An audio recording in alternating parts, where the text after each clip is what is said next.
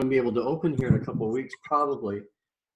And I can do the massage things pretty easily because I have spaces that are on the outside where I can do massage without people being worried about it.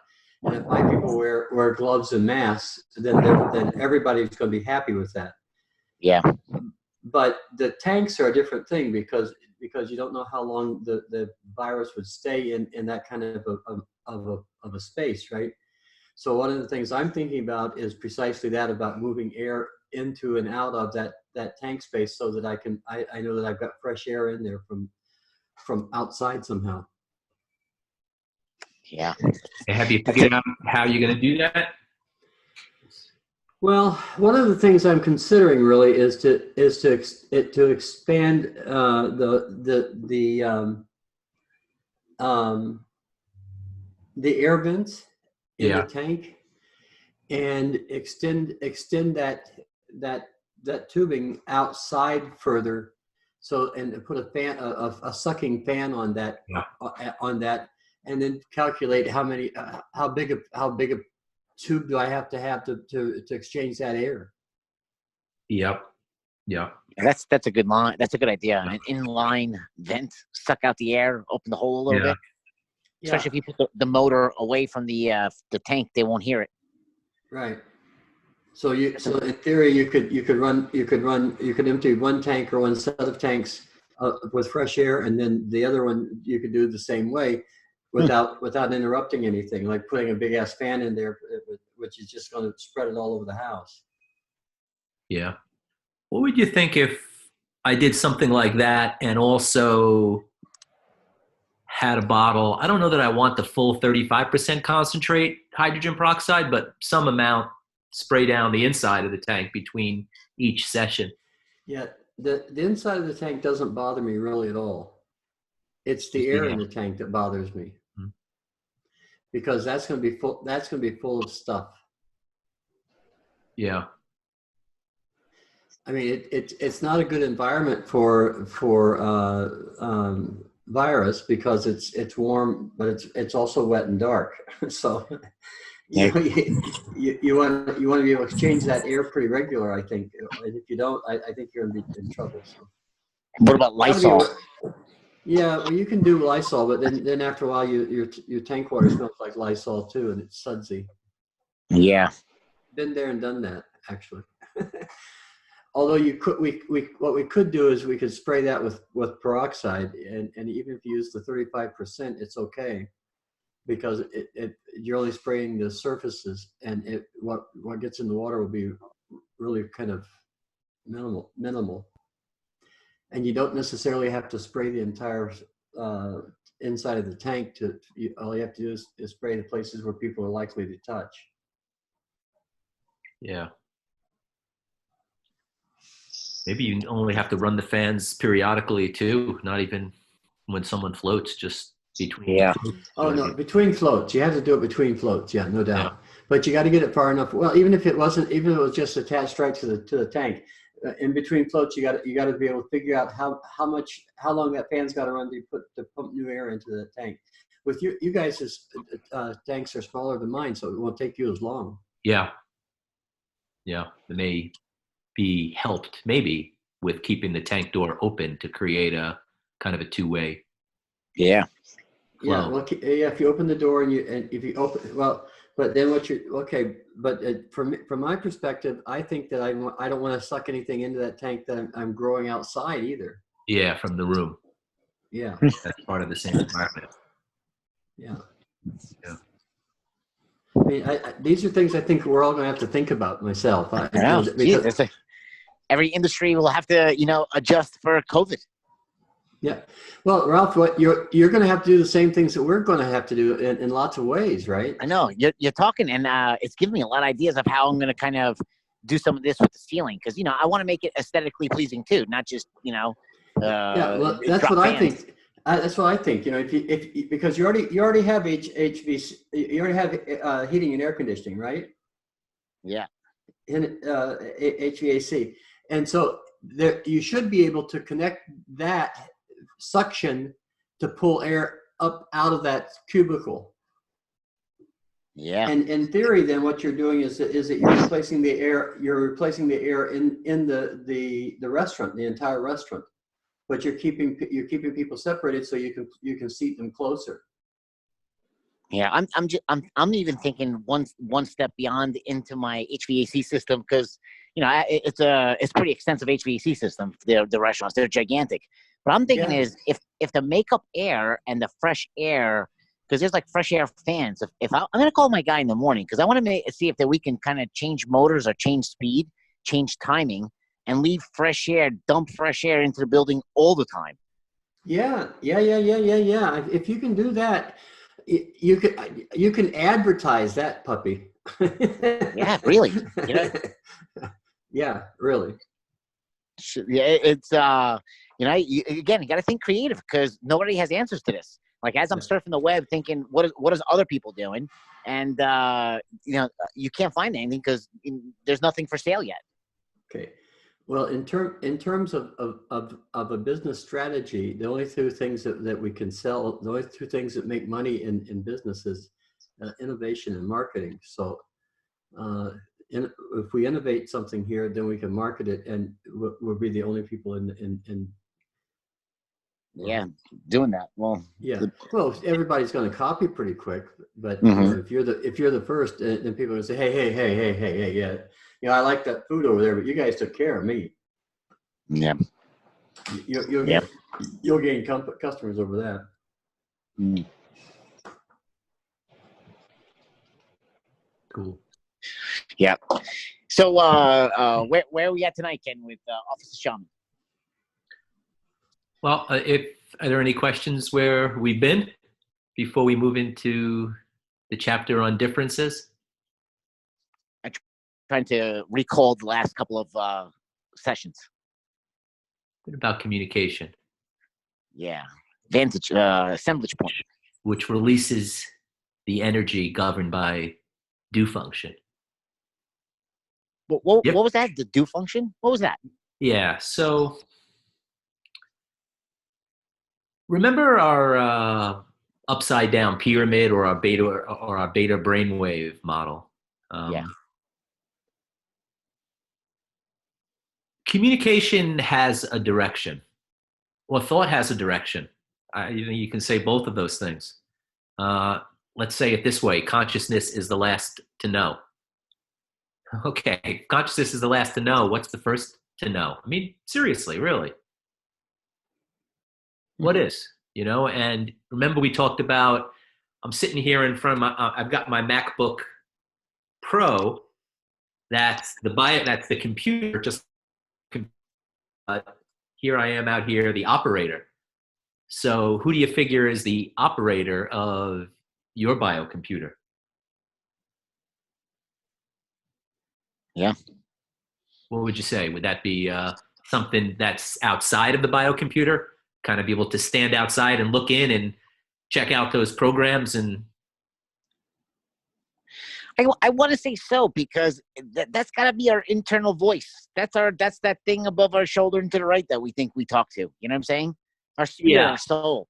yeah, but maybe not. But to be more specific, not the internal voice, because that would be a better description of the loopy chatter that happens all the time, that people are talking to themselves. This would be more like when you go down into a float tank and you're down in that deep delta brainwave state with your ear against the wall, or that interface of what's beyond that. And so if you think of that in terms of the direction, the communication or the thought taking place from the soul, whatever you want to call it, up through the body, then you got to consider that what we're doing now is we're talking about tools. The tool of programming releases the energy governed by B1 function. The tool of communication releases the energy governed by do function. And now, differences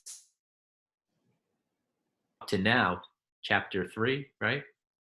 Mhm. No, I skipped points of view and moving the assemblage point, which releases the energy governed by harmony function. So we're 4 now. Differences, just like the other tools, has a kind of a energetic component to it. We're clearing away and doing better, more advantageous things with our biocomputer so that we can see more things and observe more things, like what people are doing or who we are and what I'm supposed to be doing. And I'll give you an example. I think Pat Jones is working on his rewrite, and he's up to the point in rewrite which is needs. And so the question posed to Pat earlier today was, what do you need? Right? Remember that the 11 steps breaks down the structure of a program into 11 steps, needs being one of them, which is like step number 8 or 9, something like that. And so I think Pat, what'd you write back, Pat? Let me call that up. Hang on. What do I need? Well, I need a lot is what I need, but I need to observe these old programs I've written for myself and start rearing their ugly head. Okay, well, let's say let's say that's something that you need, right? So where's your observational platform, to get that done? Is it within the programming? In other words, can Jesse see, or can he make an adjustment when he's perceiving the world the way he's demonstrated to us the last several times, or as long as we've been talking to him in this class, which let's just call that, poor me, feel sorry for me. Can you make an adjustment from there, or is everything from there just going to be consistent with, give me the, feel sorry for me?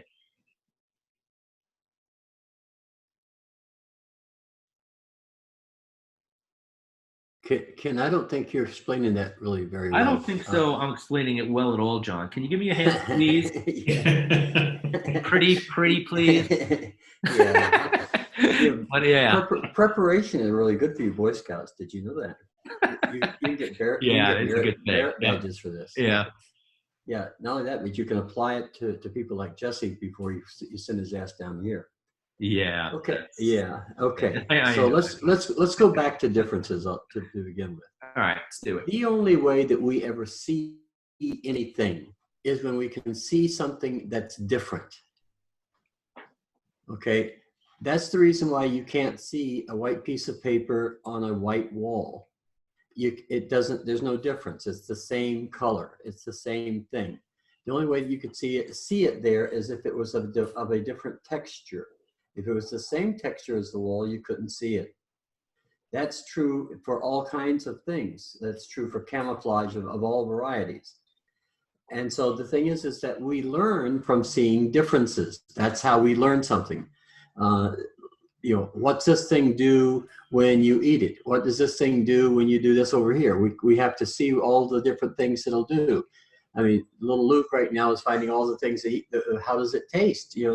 Some things taste pretty good, but some things are really quite foul, and so he makes faces about that. I'm here to tell you. But the thing is that we have to try out all of those things, or we don't know anything. We have to see the difference. Now, for what you're trying to say here is that you're trying to say that how can you see the difference from within the program? Yeah. Well, you can't, because you can't see what you're looking with. Anybody here can see the color of their own eyes? Don't think you can. Yeah. If you look in the mirror, you can, but you can't really see it by straining real hard and grunting loud. That won't help you see the color of your own eyes. The same thing is true, and I don't care if you want to believe it or not. It's just true. The electricity will turn on an electric light. It's true. It's the same kind of fact. Okay, really, guys. Here's the deal. if you really want to be able to see something, you have to be able to see it from outside of what you're looking with. You're looking with all of the programming in the human biocomputer. Really, you are. That's all we have to look at or to look with, unless it is that we can conceive of a platform which is not on this three-dimensional plane. Yeah. Okay, through the summer, this past summer, there was a study that came out that showed using a geographic algebra, or a geometric algebra, excuse me, that we sometimes think on 11 dimensions, and the brain takes on those dimensional attributes, does whatever it does, and returns to three-dimensional existence. Now, I don't think any of us are aware that that takes place, are we? No. Have you ever noticed your brain doing that? No. Because apparently it doesn't show on your face or anything. Good thing. And it's apparently not something that you can decide to fucking do either. Yep. But that doesn't mean it's not happening. It means that it is happening, and you need to account for that somehow or the other in whatever it is that it's doing, even if you don't understand it. Maybe one day you will if you start paying attention to it. Yep. Now, that's the thing that you're trying to say here to Patrick, is that Patrick's explanation of paying attention to programs doesn't even make any fucking sense, because programs, once they're written, become the rule of our life. And so what? He's going to pay attention to the program that's the rule of his life, what? So he can change it back and keep on assuming? Oh, he didn't change it, you mean? Oh, okay. I got it. Well, he's not going to succeed, because he's going to go look at it and fuck with it and play with it and so forth. Okay, it's all right. I don't mind. It's his right. Yeah, the point it's dumb, but it's still his right. You know, and you think that a professional architect with that kind of professional status and recognition would be able to act in a professional form, you know, and do things simply because of the science involved.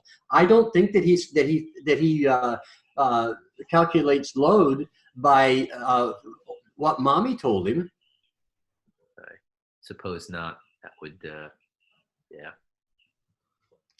Just saying. That, Pat, just saying. The work you're doing is not done by your mom, right?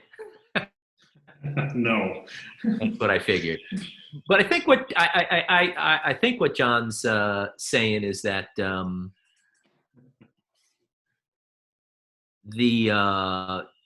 just to say, I mean, at least this may be part of it, just to say that I'm going to observe doesn't really do much. That's a naive statement. It doesn't consider internal, external reality and balance. Yeah. Well, you know, Ken, a lot of these things that I was doing, I never realized I was doing them until you pointed them out to me. Yep. Until I asked the question or explained the situation. Pat, you know what? That's the fact. That's the thing for all of us. None of us can see what we're looking with, dude. Honest to God. Yeah. You're no different. I mean, that doesn't make you a bad guy. It just means that you couldn't see it. You had to have somebody else to point it out because you can't see it yourself. Now that somebody's pointed it out, there's a way though for you to get outside of yourself and look at that. And that's what we're trying to explain to you here in terms of these 7 ideas. And well, they're complicated, but you're an architect, so I know that you draw big old bridges and buildings and so forth. So this can't be too hard. Christ, yeah, you're the guy who designed Kaplan's Float Center. Yeah. Now that's got to be damn near impossible. Been that way, but we're getting there. But I see the point.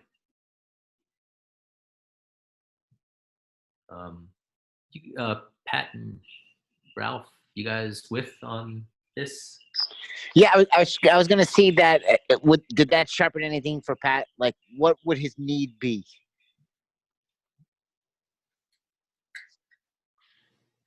believe my need would be communication. Ask the why of the people around me. Listen to their observations of what I'm doing. Okay, And I'll make it easy for you. If you're going to do anything in the world, you're going to exchange information, because that's the definition of communication, the exchange of information. And trust me, that is a lot easier to say than to do, much less to conceptualize, because people will argue with you about information. They'll tell you that it isn't really information, and they'll be pissy about it if you pull them up about it. Yeah. Boy, that's I guess, an understatement. So maybe what you just said sounds almost deceivingly simplistic, but exchanging information is, I don't know, I guess I can say maybe somewhat of a thing or an activity that most people are not trained or accustomed to doing. Right? I think maybe that what counts or people characterize as I exchanged information is maybe more in the category of, yeah, I told him. Yeah, I told him. Which Told is him not not, information. Okay, I told him not to throw that frisbee. Okay, wait a second. Yeah. Back up a second. Go ahead. All right, and so let's take a real live situation. All right. Let's do it. Okay, so you've got a guy and a girl that and you can pick any guy, any girl that you want in the world. Okay. Okay. And she says, "Oh, boo hoo, boo hoo, boo hoo! You don't pay attention to my feelings." And he says, "Okay, bitch. So I'm paying attention to your feelings." Now, what's going to be the result of that snippet of conversation, and why? I'd say argument, fighting, with Oh, absolutely. Absolutely. Yeah. Okay, now why? That's not what she was saying. No, it wasn't, because she doesn't have any frickin' feelings. I'm sorry. Show me where those exist. It is a mental state, that dramatic mental state, I might add, that we all run around playing with, saying, "Oh, I've been butthurt because you said such and such to me." Yeah. Well, okay, you're butthurt because I said such and such to you. Now, you want to murder me now because I said such and such to you, or was it really not all that important to begin with? You decide. I don't mind. You just tell me which way you want to go with it here. Yeah. Okay, nobody's going to tell me they want to murder me, right? Okay, so how important are those? Well, I've been married, so that may not really be the case. But most people won't go that far. They'll say, okay, yeah, even though my feelings have been hurt, I can live through this. And if you're in business, you don't give a damn about anybody's feelings. Yeah. Okay, now, here's the thing. That guy is going to make sure that he's hurting her feelings. And what's the communication he's giving her? That she's not really being fair with him because of insisting that he deal with a fantasy that he can't see or understand. Yeah. Okay. Okay, so now that that's true, how do you communicate about those two ideas there? But it's like because she can. Wait a minute. Watch. She cannot see anybody that's that damn insensitive to her feelings. She can't. She can't see. I mean, people cannot exist that would be insensitive to her feelings. And if they do, she has a special place in this unfriend you purgatory for those sons of a bitches. Yeah. Okay.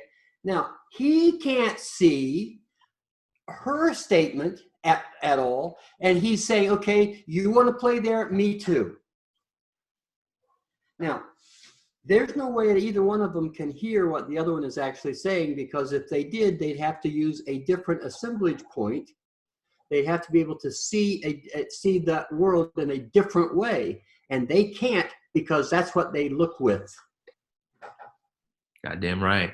I've been down that black Oh Christ! hole. I never made that mistake once or twice Yeah. in my life. It was like more like 5,000, 6,000 times a day. Yeah, I thought it was like I couldn't get out of this loop because it always looked like it was always like a spark for a fight. No, it wasn't. It was the bitch's fault. Yeah, well, that, yeah, yeah, I know, yeah, you know, but yeah. And so you try to kiss her ass. You know, everybody, we all do this, right? We try to kiss her ass because we have no idea what word she's talking about.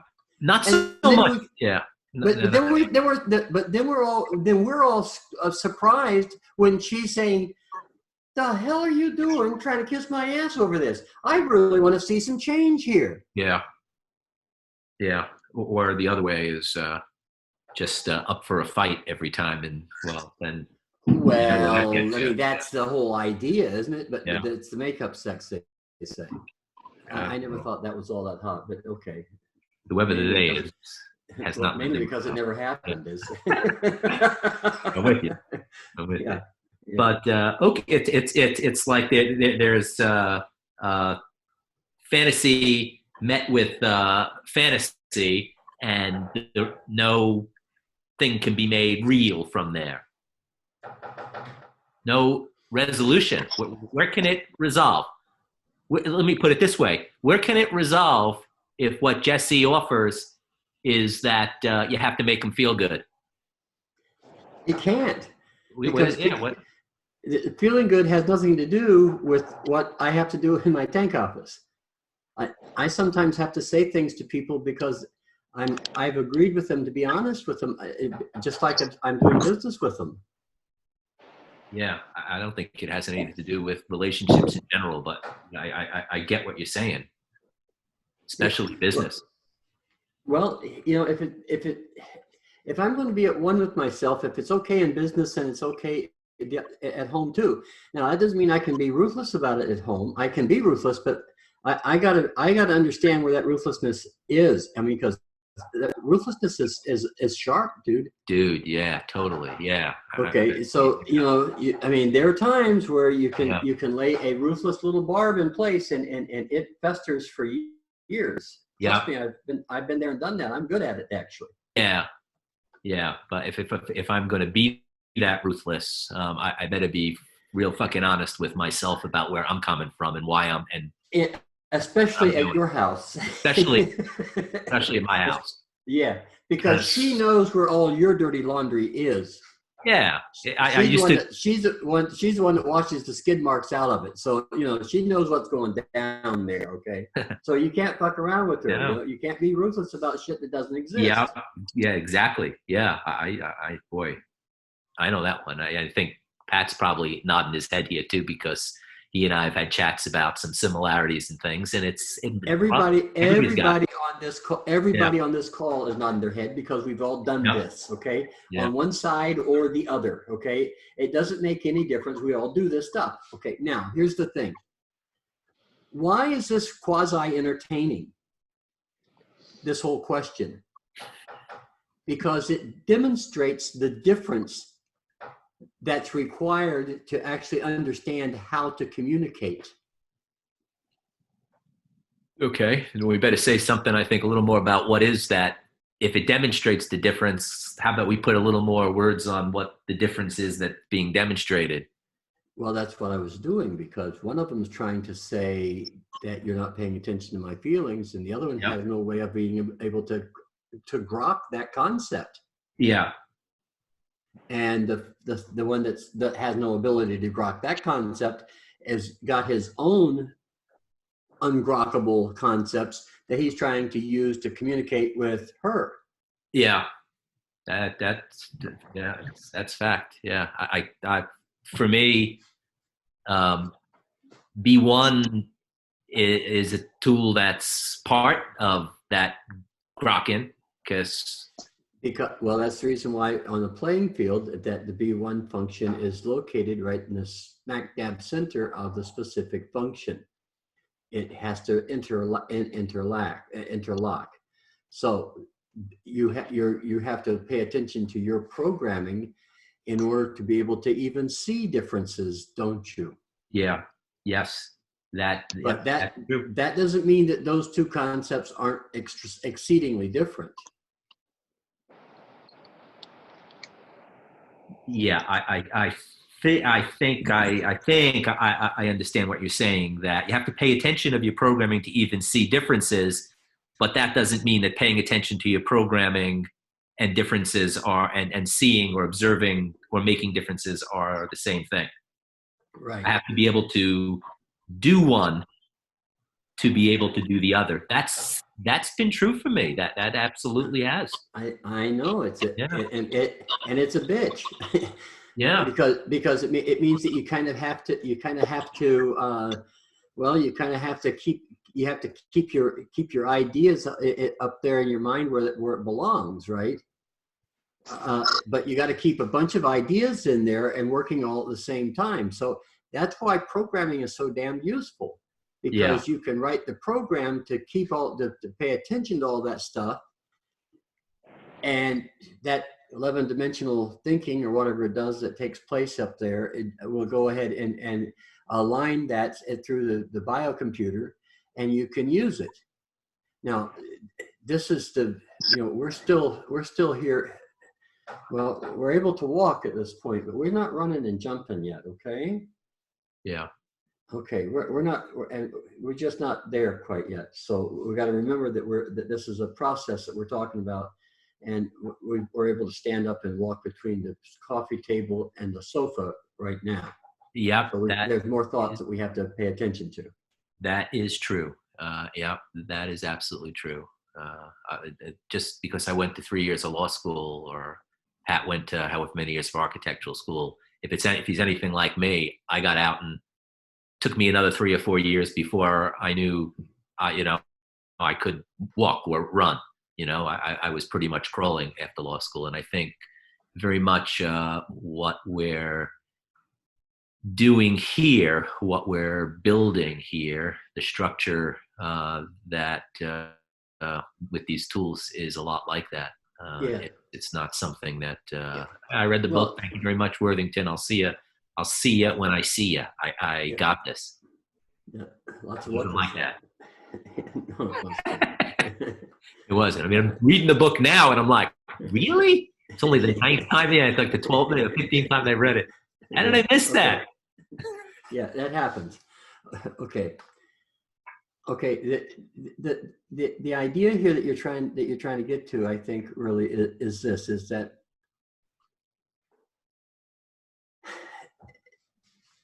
there are levels of differences, and there are levels of abstractions that we could use to let's say discern differences. And we can use those levels of abstractions as, well, could we say, programming motifs, or programming themes, or maybe programming color palettes, to have at hand a certain amount of the finished product already decided upon, so we don't have to carry it all and reinvent the wheel every time that we want to go to the store. All right. Let me say that this way. Okay. Okay. There's you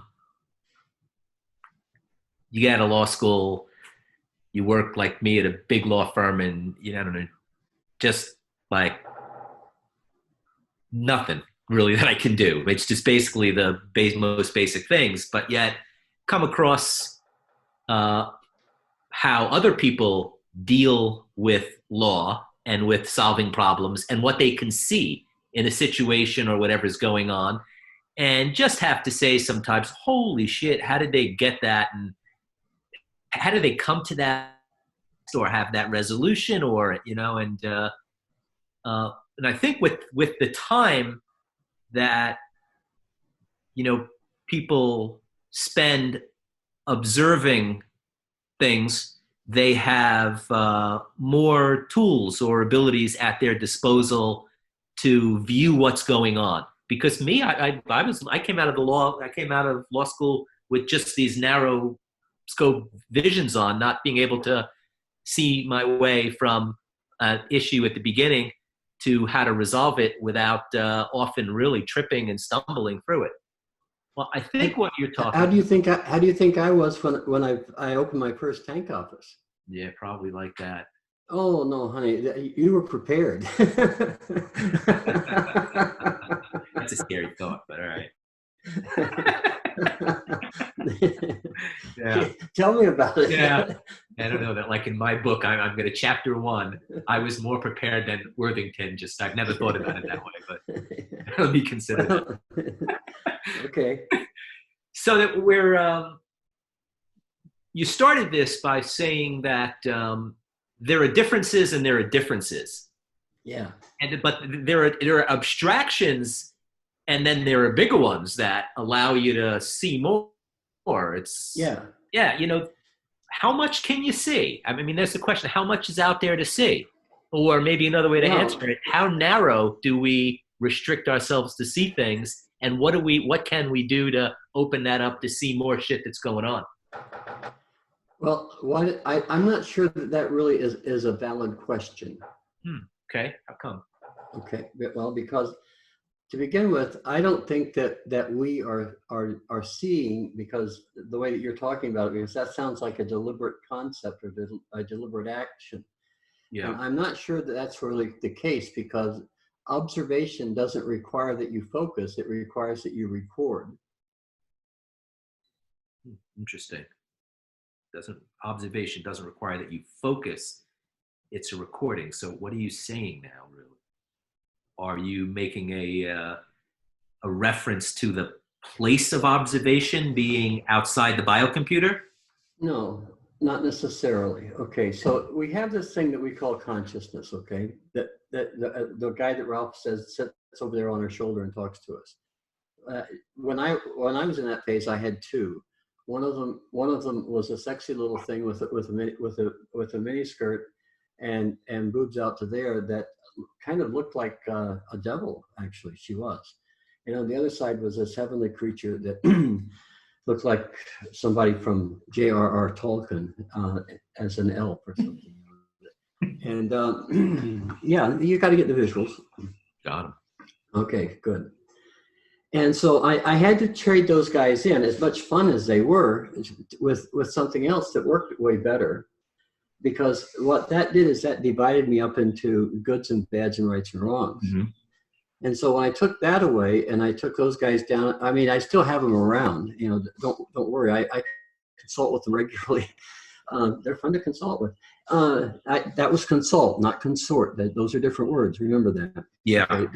Okay. And so the thing is that I had to then begin to say, okay, how can I do all of those different levels of thought that this good and bad idea really represented? In other words, different levels of thought that the good and bad idea represented. Yes. Okay. Why is something good or why is something bad? In the introduction class, we talk about, is a hooker good or is she bad? Well, it depends on how bad she is if she's good, right? Or is the lion bad because he goes and he gets a gazelle and brings it home to the family? Well, he's good to the family, but to the gazelle, he's the monster. Mm-hmm. And so it's a matter of perspective a lot of times. Okay, but we're not quite there yet. Okay.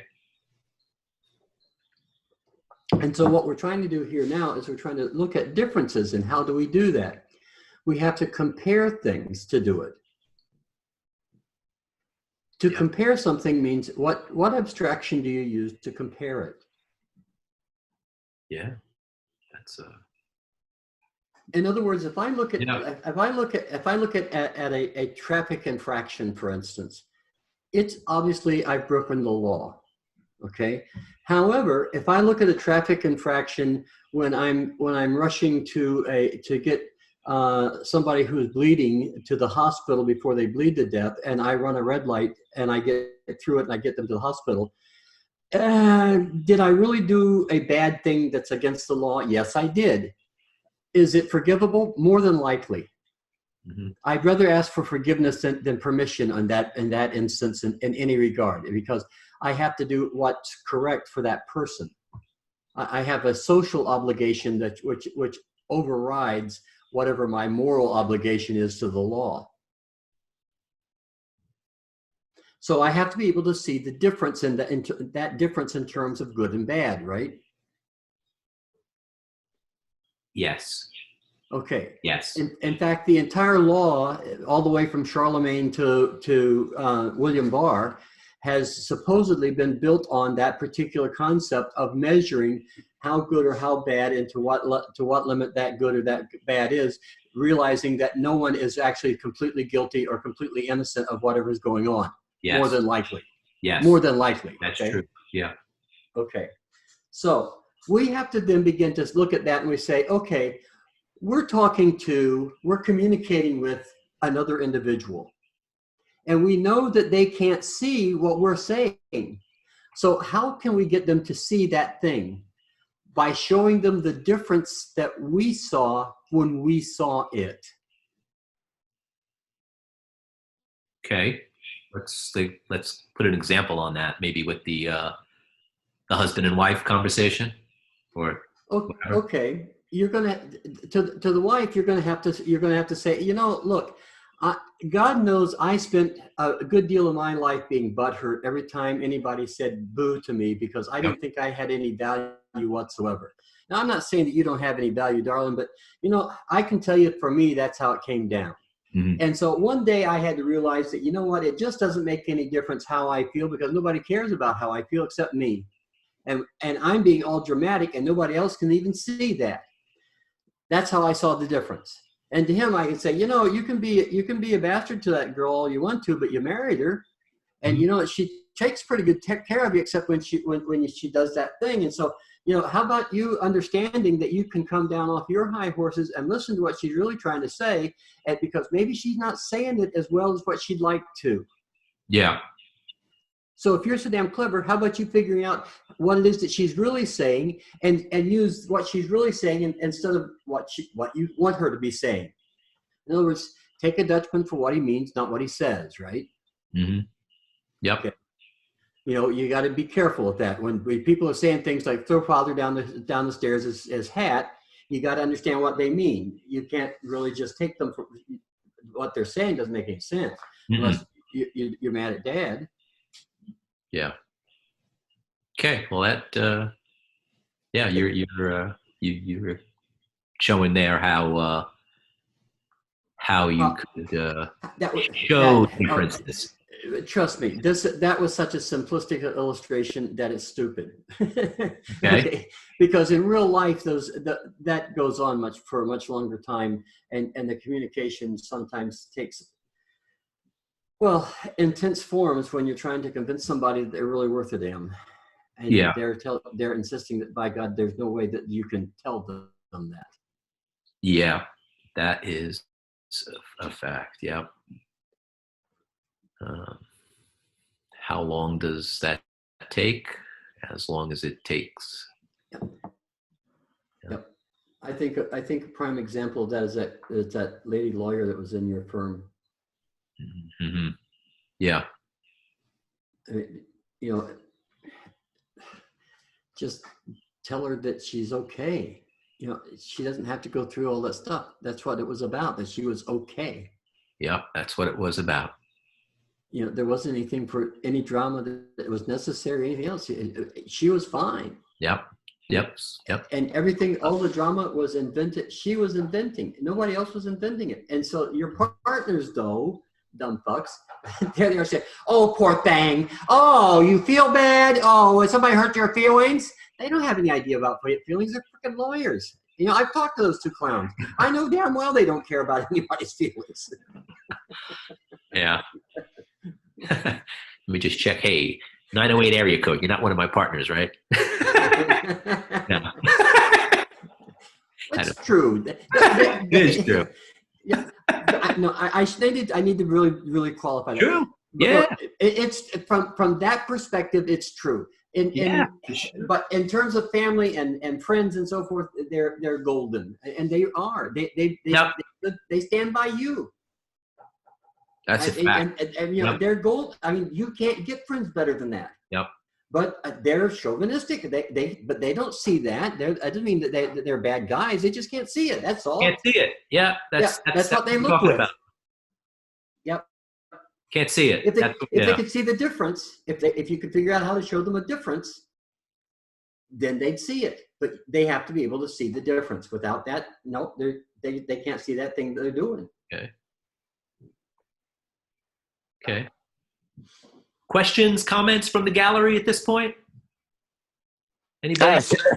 Some of that stuff John is saying is pretty interesting because again, to the business world, Ken, we've been in these small, these business B&I type meetings, like whatever, and Yep. it's all about communication. You know what I'm saying? And it's how that person is going to communicate to the people there is really the exchange of information. If he can't exchange information, then he does just blabbing. You know what I mean? It's like talking, but no information exchange, But I think if he could kind of understand really how he can communicate, you know what I mean? And then, like, it gives me another example. In these little meeting things, if you can incorporate, all right, instead of the guy up there talking, just selling, what if it's the group there giving their feedback back on his business? You know what I'm saying? Like, instead of me just saying, hey, I'm Delicious Heights, come eat at my restaurant, I almost think it should be like a reverse role. Stand up, hi, I'm Delicious Heights, my restaurant. What do you guys think I could change about the restaurant to see the different point of views? You know what I'm saying? Yep. I see that. And then I feel like that type of conversation in the business setting, these B&I groups, that becomes interesting, because then instead of one guy just telling you about his business, it's like you do get somebody else's opinions, and maybe you're able to see things that you're not seeing, through somebody Exactly. else's lens. Yeah. Exactly. So it's interesting to think about how communication works, and how we are and what we think is right. And when somebody else points it out, it's just whether we accept it as true or not, if it is true. Yeah. Very handy to have Well, that. that's the point here of this slide is that if you're going to communicate, you have to communicate with what's real, not with fantasies. Because communication actually accomplishes things. You do things with communication. A communication demands that you do things. That's one of the shall we say, characteristics of a communication, is that it makes a demand that something be done. Yeah, and I just think, again, in these business and settings, sometimes people get up and talk, and they're not demanding business to be done. They want that, they're floating around it. That's true, dude. Yeah. But what I cannot abide those kinds of things. It just drives me up the frickin' wall. Not only that, the coffee's always too cold, and food is just so industrial. Hey, you gotta come to my meetings. You'll like these. Well, okay, I like your. your. I can tell I like your meetings better, Ralph. Why don't you? What the hell are you doing up there? Why aren't you here in Puerto Vallarta, where we can appreciate you? Well, I tell you, I gotta come take a visit with Ken. If we bring the wives, I'm there. Well, bring the wives. All right. We'll have to try to arrange that, Ralph. But yeah, that communication, I really think that's right, And then, I don't know if we want to talk about Jesse at all, because he's been on my head since we've been because he's been like a ride through. It's like, all right, John's trying to give him that other person that view from another glass. But then there's just, I don't know, there's not an acceptance. There's no harmony. You know what I mean? This kid can't get that harmony. Wait. Jesse, don't you think you need to give a report of your whereabouts to folks so that they can keep track of where you are? Is he here?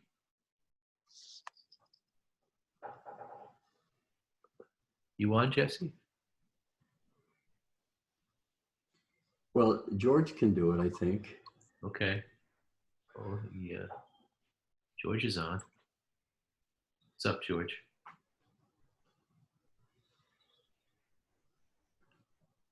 Let's see.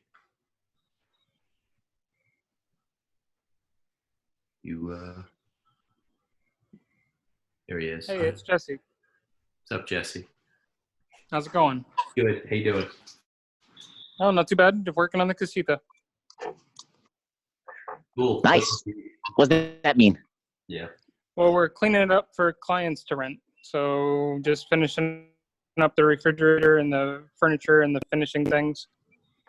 Nice. How's today going? How'd you wake up today? I woke up a lot better, Ralph. I had a different perspective as far as things go. I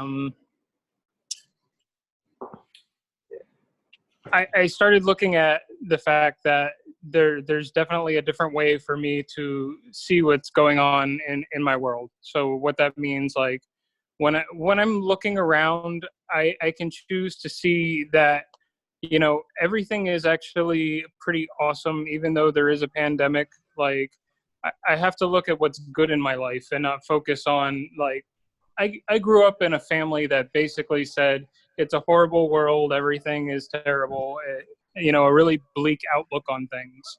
But, you know, for me, there's actually a very different way of approaching that. And so when I woke up this morning, I was like, you know what? Life's good. I'm in good health. I'm in a beautiful place. Let's see if we can do something different. Fuck, man, I don't want to just say this, but you sound like a fucking changed person. You know, yesterday you were like, Today, I don't know, man. You sound pretty fucking clear, Jesse. Cool. Yeah, thanks, Ralph. I feel a lot better. That's great. That's great. So how do you move forward? Can you now start visualize how more you're going to help John from your level get this place to be, you know, a better monster than it is? Yeah, that's what I'm looking at. And for now, I mean, it's anything that can be done. I'm going to put my mind to it and say, you know, because like the casita for itself, it brings income into John's business. It brings money. It's a good thing to do. So get it done well. And that way it can be rented out. So there's a quality. It's like, pay attention to what you're doing. It's for something different. And it's like, and I had to ask myself, okay, why am I doing what I'm doing? Am I doing it to kiss somebody's ass, or am I actually doing it because it has meaning to me? Like, if I'm doing something to make money for a business, that's more valuable than another way of looking at it. Like, why am I doing this? Oh, I'm doing this to make somebody happy, or oh, I'm doing this because I have to. It's like, no, those aren't true. It's like, I'm choosing to do this. So why not do it, and do it with the best intentions and your full motivation to doing something? I'll tell you, man, that kind of thinking is contagious. So fucking George, I'm like, what? I can't wait to hear George now after hearing that. It's like, it's Yeah, he's right here. Hold on 1 second. I want to talk to you. Hello. Hey George, how you doing? I'm good. How you doing, Ralph? Did you just listen to Jesse and what he just said? I heard a little bit. Yep. Well, how do you feel about Jesse today? Is this guy a changed man? Yeah, I mean, actually, last night was really where we saw some, I guess you could call it major movement, because before there hasn't been any movement. But really what you could see last night is he was actually communicating with us. He was actually listening to the things that we were telling him and responding from a place that he wouldn't respond to from before. Like, he was actually having a conversation back and forth, like human to human, in a way that I haven't seen him talk before with us before. That's great, man. Ken, your hard work, John, hard work pays off. I'm really glad Jesse's kind of seeing it. You know, it's just helpful. Like, when you can see it, somebody else is telling you. It's so valuable too. I feel like, listen, I don't know you guys only through this, really, George. You know, I've met you, but you got such a great coach in Ken and John and the rest of the supporting cast. It's, you know, it's a great life lesson. You know. Yep. I agree.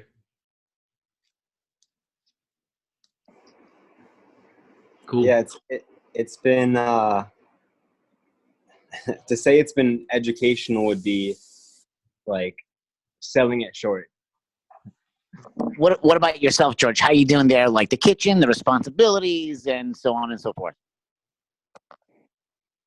I'm definitely in a place with that like that I haven't been in before.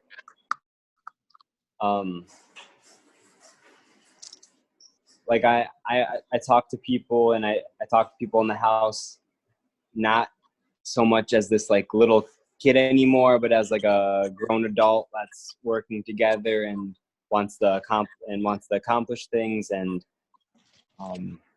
it's different. And I've even checked with people, with one of the girls in the house. I was like, because she told me a few weeks ago, she was like, you act like a little kid. Like when I look at you, you remind me of my 13-year-old son. And I asked her like yesterday or the day before, and I was like, in your opinion, am I still acting this way? And she's like, no, you definitely, you've changed. And so, and I definitely, I can see that too. I just wanted to verify it by someone outside my own mind, just to make sure I wasn't fooling myself.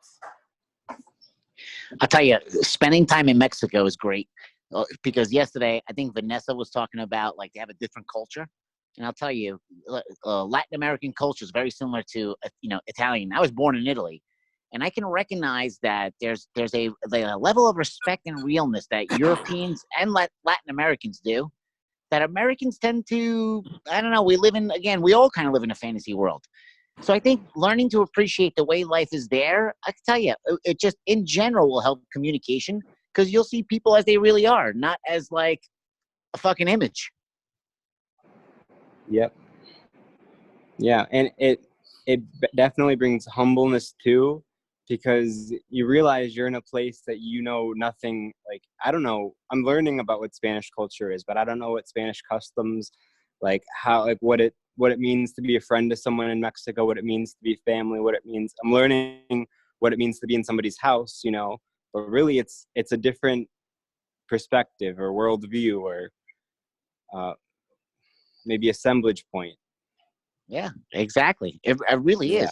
It would move your assemblage point. So in some way, and I don't know if you're going to be there forever. You're going to now fall in love with John, and Ken's never going to see you. But maybe in some way, to bring that same. It's like sometimes I'll recall it in the hospitality industry. Like I like to say, like, hey man, these guys bring like that island type of hospitality. Like in the islands, people like wait on you hand and foot, different than in America. Same thing out there. Latin America is that Caribbean island type of hospitality, and it's like, it's really taking ownership of it. It's like if you run that place like that, it's yours. You will not throw a potato peel in the garbage. You'll try to make the moves the most correct way, and that's the easiest way to look at it. Be at peace with yourself. Run it like it's your own. The things you don't know, ask. Yeah. Talking to people, be real. You don't know it. Like, like I found it great tonight. Like Ken, he got stuck up a little bit. It was like, John, explain it. No shame in, like, what I'm saying? Ask somebody else to explain something. Yeah. And then that's how we all kind of learn more. So I feel like a lot of times all of us tend to like bullshit our way to an answer. The best is to find out the real answer, Exactly. Yeah, I agree. Find out what's really going on, what someone's actually saying. What is it that I'm actually seeing? Yeah. And how's John? Like, I'll tell you, John had great conversation tonight. He's like, I bet he's like at peace himself. You said he's at peace himself? I think so. Like yesterday, he was just, he needed to vent a little bit. Whereas today, he was really, you know what I mean? Like talking about really hitting the subject today. And I feel like he feels accomplished because you guys are, moving. It's like the machine's rolling better. Yeah, I think so too. Yeah, I think so too. It's good, man. So then, what the old saying is, iron sharpens iron. Make sure you and Jesse are continuing to keep each other sharp. And, you got a giant sword right next to you and John. So it's good. Yeah. That's how I'm planning to work with Jesse. Like you said, iron sharpens iron, and we have to hold each other in this new assemblage point. And we're responsible for ourselves, right? But we can kind of hold each other kind of like a tether, kind of like we were talking, I think, like a week or two ago. That's a good thing, because I really believe work could be the tether that a lot of people need. Because when they're not, with a spouse or with a significant other, they're roaming loose. They're troubled in their mind. Then they focus at work, and it's like you can really, I don't know, it gives you that harmony. I really believe like if I'm good at work, I can really come home and be good at home, and in the reverse. You know what I'm saying? It's like if one's not working, if I'm not having a good day at work, I can't have a good day at home. You know what I mean? And the reverse. Mm-hmm. So the way you think about things is really, and I'm telling you, it's weird how we're in crisis, and all the shit that we've been talking about, as much as I know, it has helped me, and if it's helped me, I know it could fucking help anybody. Oh yeah, I've seen it myself. That happened sitting feet away from me last night. It was when you see that happen in people when it hasn't happened before, it's really something. Good, man. It's like it's like a bond. Yeah, I almost feel like when you share these type of things, you're kind of bonding and opening up, and I think that's what humans being about. Instead of being this pent up whatever, it's just letting our guard down. Yeah, it's like you're bonding in ways that you really don't get to bond with people, and like you're So bonding in your mind, like from mind to mind. So, what I love about this too is like now that you're at peace at this and can be like, like I don't know, like the tones in your voices are just different. Then I think now conversations with the same communication can be geared towards the betterment of business, profit and loss. And Exactly. if communication is clear, then I think, man, you know what? The gears can go faster and faster, and the machine runs better and better. Exactly. Mm-hmm. I mean, that's why it's been so important that we're able to communicate with Jesse, because otherwise, how are we gonna talk about business stuff? Yeah, I died yesterday. Yeah. I was dying yesterday when they said, I'm Ralph and he Rolfs. I'm not even sure what Rolfing is, but I thought it was funny. Yeah. Yeah. It's a type of massage. It's like body work. I gotta come check it out. Yeah. Maybe Jesse can do it for you one day. Done. When we're back in the States. When this is over, we're coming down. Need a vacation. Yeah. Definitely. All right. Well, what else? Anybody got anything else before we wrap up for the night? Questions, comments? How about then we meet at 8 p.m. again tomorrow night, where what we're going to do, Terry? We'll continue differences, Terry, right? Yeah, I think there's some more we can do with this. Yeah, me too. Cool. See you then. All right, then. See you all. Thank you, Awesome. everyone. Good night, guys. Appreciate it. Thanks. Good night. Have a good night.